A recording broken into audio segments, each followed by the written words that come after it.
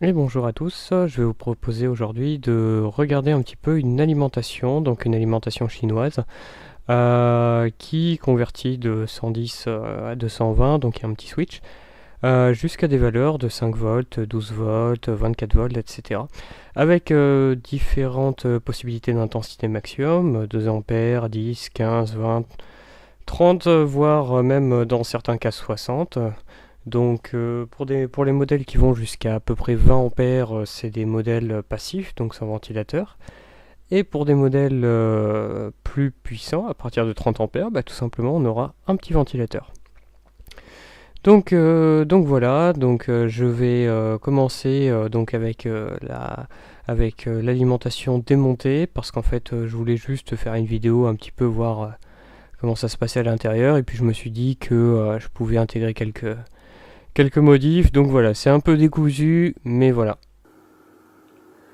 Donc l'intérêt de démonter cette alimentation aussi, il est triple. Bon, ça permet de voir un peu la conception, comment c'est fait, etc. Euh, Aussi, il est intéressant là, parce que, enfin, je sais pas si ça se voit là, il y a des très légères boules d'étain là, qui certainement sont de la fabrication, parce que c'est pas moi qui ai mis ça. Donc là, il y en a un là, il y en a ici, il y en a là. Donc ça, si ça vient à se détacher, à se balader, en plus ça s'enlève assez facilement. Celle-là un peu moins.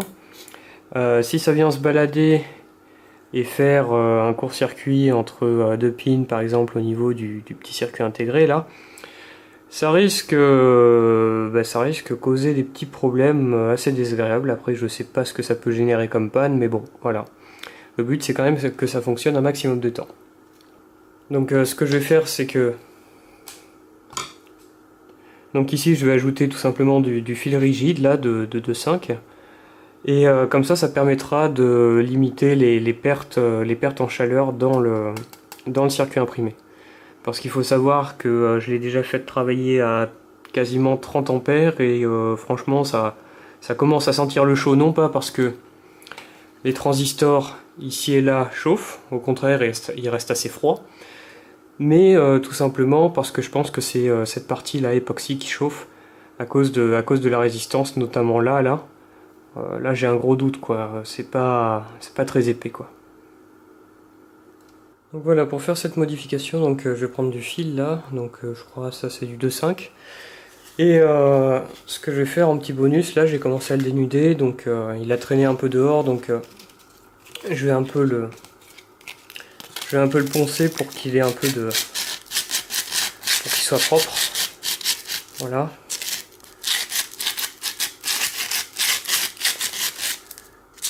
Là j'ai mis le fer à chauffer, c'est un fer qui fait 60 watts. La panne est dégueulasse. C'est un fer qui fait 60 watts, il est très bien, il est pas super sur un autre truc, c'est que en fait il a une fâcheuse tendance à ne pas du tout être régulé, du coup il chauffe quasiment trop et ça crame le décapant. Donc faut pas trop traîner quand on fait ça. Oups. Donc je vais prendre par là. Toujours peur de me prendre une châtaigne avec cette allume à découpage là. Donc là ici, donc là on a la self. Voilà, alors ici là, on la voit la self. Et de l'autre côté en fait, ici c'est la première borne de la self, donc il y a trois connexions là.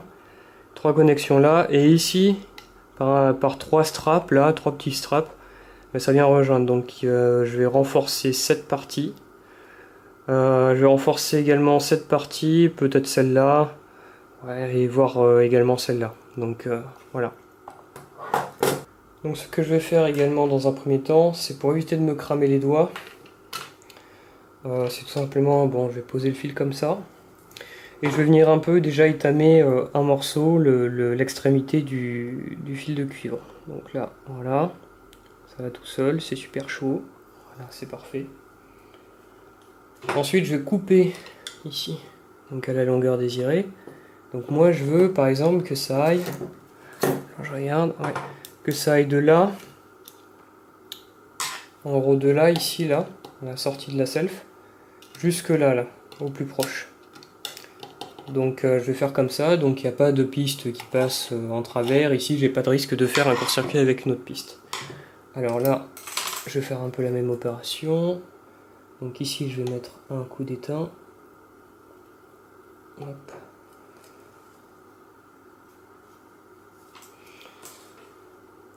Là, comme ça, ensuite, je vais pouvoir venir couper à la bonne longueur. Donc là, ça me semble pas mal. Là, ici. Voilà. Parfait. Donc voilà, ça a eu le temps de refroidir. Oui, c'est bon, apparemment. Donc je le place. Je mets un petit coup de soudure. Je vais zoomer. Je vais essayer de déplacer que ce soit plus visible. Je vais mettre ça comme ça. Voilà, c'est pas mal. Donc là. Donc ici, du coup, je vais pouvoir venir mettre un petit point de soudure par là. Alors, si on peut éviter de trop chauffer. Voilà. Donc là, ça permet de le maintenir en place. Et maintenant, ce que je vais faire, c'est que je vais mettre de l'étain tout le long ici. Et comme ça, je reviendrai souder, compléter la soudure, faire quelque chose de plus propre ici. Donc voilà ici le résultat. Donc de là à là. Parce que si on retourne, on voit très bien que là, les straps, ils continuent en fait. Puis on peut vérifier à l'ohmètre. Donc ça, c'est la partie en fait positive qui est à gauche là, qui vient alimenter les trois borniers, les trois vis de gauche. Ici c'est la partie négative et tout au-dessus là c'est le secteur, mais là j'ai trop zoomé. Alors ici là c'est un endroit un petit peu sensible. Donc il va falloir faire attention, donc je vais d'abord souder là et puis si nécessaire je vais rajuster ici là. Je vais vous montrer après, je soude d'abord. Voilà donc ici là, sur cet endroit sous la panne de Montfer, là, la soudure est pas géniale, mais c'est juste en fait, ici il y a le transistor qui est juste derrière là. Et vous voyez c'est assez fin là, d'ailleurs ici on est à la limite du court-circuit là. C'est très fin l'espacement entre les deux... Pardon, c'est plutôt une diode ici, ouais, c'est des diodes de redressement. Donc l'espacement ici entre les deux pins de la diode sont très fins, donc je vais même peut-être pouvoir écarter ici après la soudure, parce que si ça se colle ensemble, ça risque pas faire bon ménage du tout. Donc voilà, l'alimentation ici est prête à être montée, donc j'ai rajouté du fil ici, j'ai fait quelques soudures là. Donc ici, là et là, donc sur les sections les plus grandes, donc je pense les plus critiques. Donc on va pouvoir remettre dans son boîtier, qui est ici. Donc voilà, il s'est pris un pet ici pendant le transport, je pense. Voilà. Donc pour ça, rien de plus simple, il y a juste à la remettre au fond. Donc faites bien gaffe à bien, s'il s'est échappé, là il y a un petit film ici, à bien le laisser en place là. Voilà. Et je vais en profiter pour remettre des vis, je pense, de meilleure qualité, parce que celles-là sont pas terribles. Donc voilà, donc, vu qu'il a pris un pet, il est un peu dur à enficher. Donc ici, maintenant, il ne reste plus qu'à remonter cette partie-là, le couvercle. Donc là, je sais pas trop ce que c'est là. Voilà, soupe. Et donc, ça, normalement, enfin, si vous voulez, vous pouvez le laisser débrancher. Donc il vient, hop. Donc le ventilateur vient se ficher ici. Donc vous pouvez le rebrancher si vous la stressez beaucoup en permanence. Et comme c'est pas mon cas, bah, je vais pas le rebrancher. Je l'ai déjà fait sur une autre alimentation du même type. Et donc en fait, vu que je lui tire que périodiquement 30 ampères, voilà, ça. Puis en plus la dissipation thermique suffit amplement, ça chauffe vraiment pas beaucoup. Donc là je vais le placer, bon il faudrait le scotcher. Voilà. Hop, ensuite on le met ici. Et vous pouvez avoir une version avec 2 ou 4 vis. Moi c'est une version de vis, donc ici là, dans ce trou ici, vous pouvez venir mettre votre vis fraisée. Et les vis qui restent ici en fait, c'est que j'ai changé les vis à l'intérieur de pour tenir la carte, parce que j'ai trouvé d'assez mauvaise qualité, du coup bah j'en ai mis stock perso de récup, voilà. Voilà, l'alimentation est rebranchée, donc faites méga attention à quelque chose là. c'est ici, là, vous avez directement le secteur, là, donc je vous montre, ici, là. Donc ça, c'est directement le secteur, donc il faut faire super attention quand on manipule cette alimentation. Il vaudrait mieux la mettre dans un autre boîtier, en fait, pour justement éliminer ce problème. Donc là, normalement, si on n'a rien oublié, enfin bon, déjà, il y a la diode ici, là, on la voit, là, en bas à gauche, elle est allumée, donc ça veut dire que quand même, c'est bon. Hop, on mesure. Donc là, hop, positif. Voilà, 372. J'ai peut-être bougé un peu le potard là quand j'ai remonté là le petit potard qui est ici là. Celui-là, il vous permet de régler la tension. Donc voilà. Alors voilà, il y a deux choses à noter donc sur cette alimentation.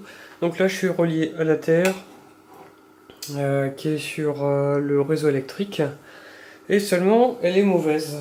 Donc, elle est mauvaise. Enfin, bon, ça je le sais parce qu'en fait, tous les appareils, bon, sont certes reliés entre eux, c'est-à-dire ici, l'ordinateur qui est à côté, l'oscilloscope qui est ici. Toutes les terres sont reliées, mais ça ne va à aucun piquet de terre. Donc, là, du coup, on se retrouve dans le cas suivant, où là, là on a quand même... là on est à peu près donc sur du 50 millivolts par division en crête à crête. Là il y a des signaux très rapides ici qu'on distingue à peine à l'écran. En gros là on est alors on mesure, on est ouais à peu près dans les 230 millivolts crête à crête là. Je vais faire tout simplement quelque chose, c'est voilà, je viens d'éteindre l'allume à découpage. Voilà, donc là, j'ai ça, je sors le...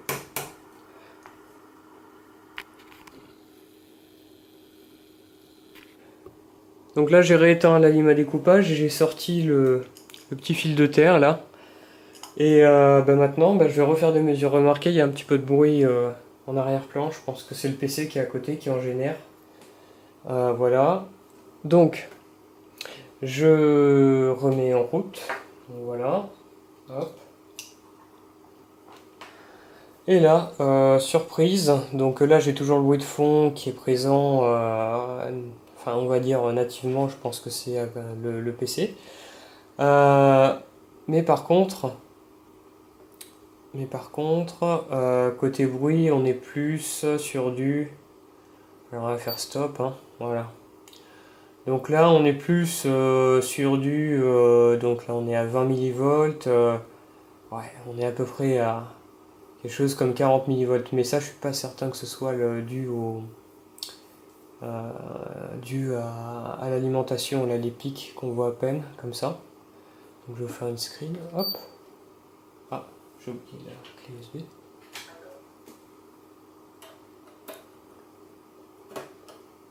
Hop. Ok. Voilà. Bon alors j'ai toujours pas résolu le petit problème de la HF qui se trimballe ici. Mais bon, on va essayer d'en faire abstraction, malheureusement, pour aujourd'hui. Alors, là, je viens de brancher. Et donc, du coup, on disait que tout à l'heure, on était vers les 40 milli, quelque chose comme ça. Donc, je vais essayer de zoomer. Est-ce que je peux pas avoir des marqueurs? Là, j'ai mis deux petits curseurs, voilà. Donc, maintenant, je vais pouvoir calculer manuellement le crête à crête. Donc là j'ai le delta qui est affiché là, donc ça et ça, la différence entre les deux. Donc là je suis en train de me mettre à peu près au niveau de la crête ici. Ensuite je vais ajuster le deuxième. Ça c'est un outil qui est génial. Donc là voilà, on est sur du, ouais, grosso modo 44 millivolts, voilà. Donc sur la partie qui nous intéresse. Donc 44 millivolts sur 12 volts, je trouve ça assez honnête, hein. Alors depuis le début des tests, j'ai bien sûr chargé un peu la ligne, mais j'avais pas d'ampoule de voiture assez puissante malheureusement pour vraiment faire un bon test. Mais bon, ça donne déjà un bon ordre d'idée. Donc en fait, si vous avez une mauvaise terre, limite débranchez-la, quoique je le conseille pas trop. En tout cas, il y a une installation aux normes. Donc voilà, faites pas comme moi. C'est tout pour aujourd'hui, je vous souhaite du coup une bonne journée, bonne soirée. Ça dépend à quelle heure vous regardez la vidéo. A plus!